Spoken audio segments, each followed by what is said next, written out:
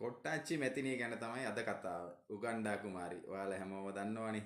ඉතින් එයා ඇහුවා ඒ දවස්වල අපේ සල්ලි උගන්ඩාවේ තියෙන අපි ඒවා ගේන්න ඕනේ නැද්ද කියලා ඇහුවා. ඉතින් අනිවාර්යෙන් ඒවා ගේන්න ඕනේ. දැන් කල් වැඩි.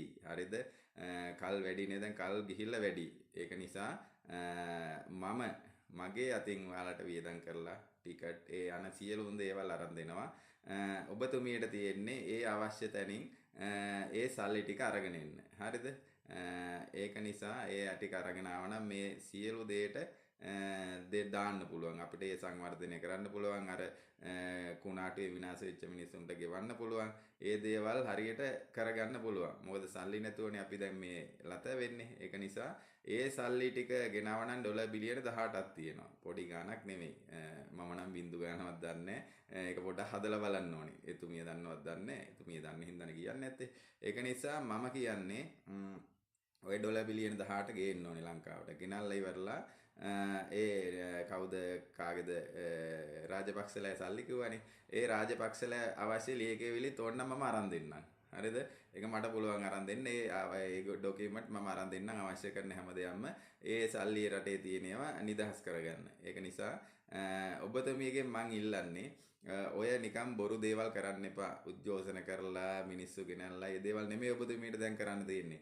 අර ඒ දවස්වල කියපු උගන්ඩාවේ තියෙන ඩොලර් බිලියන 18 ගෙනවනම් තව ඔයාලට අවුරුදු 50ක් වුණත් ඉන්න පුළුවන්. මොකද සල්ලි තියෙනවා වියදම් කරන්න පුළුවන්, සංවර්ධනය කරන්න පුළුවන්. ඒ හැමදේම කරලා තව සල්ලි ඉතිරිත් වෙනවා. එතකොට ඔබතුමිය කියන විදිහට අනිවාර්යෙන් ඒ ඩොලර් බිලියන 18 ගේන්න මම එකෙන්ම සපෝට් එක දෙනවා. සියලුම වියදම් මගෙන් දෙනවා. ඒ දේවල් හරියට නීත්‍යානුකූල විදිහට රජයේ ඇප්‍රූවල් එක ඔයා ගන්න. ඒක කරන්න පුළුවන් නේ. ඔයා රජයේ තනතුරක් දරනවනේ മന്ത്രി කෙනෙන්නේ. ඒක නිසා ජනාධිපතිටත් ඒක කියලා ඒ දේවල් සියලු දේවල් ගොනු කරගන්න. මම රාජපක්ෂවරුන්ගේ පැත්තෙන් ඒ දේවල් ටික මම සකස් කරලා දෙන්නම්. එතකොට අපිට ඩොලර් බිලියන 18ක් තියෙනවා. ඊට පස්සේ ඒ ගෙනල්ලා ඉවරලා ඒ ගෙනාපු පහුවදාටම හිරේ දාන්නත් පුළුවන් රාජපක්ෂවරුන්. එතකොට කිසි කරදරයක් නැහැ නේ. කවුරු කෑ ගන්නෙත් නැහැ, ප්‍රශ්නයක් නැහැ. මොකද එතකොට හොරගම් කරලා අහුවෙලා ගෙනත්ලා එතකොට ඒවා ඔක්කොම තියෙනවා. ඒක නිසා මම මේ කියන්නේ ඔබතුමියට ඩොලර් බිලියන 18 ගේන්න ඕනේ දැනටම පරක්කු වැඩි. ඔබතුමියගේ පළවෙනි රාජකාරී තමයි ඒක. ඒක අමතක කරලා අනිත් ඒවාට දුවන්න එපා. ඩොලර් බිලියන 18 ගේන්න සියලුම වියදම් මගෙන් දෙනවා. ඔබතුමියට තියෙන්නේ ඒ දේවල් ගොනු කරගන්න එක විතරයි.